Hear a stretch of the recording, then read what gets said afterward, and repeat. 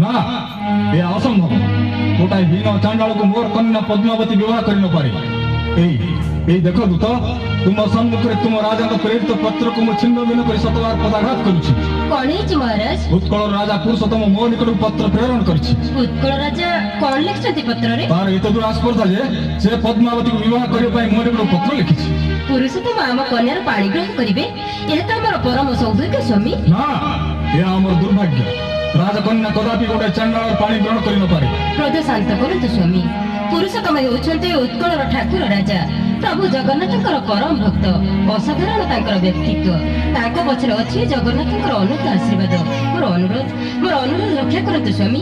ପଦ୍ମାବତୀକୁ ତାଙ୍କ ସହିତ ବିବାହ ଦିଅନ୍ତୁ, ତା ନହେଲେ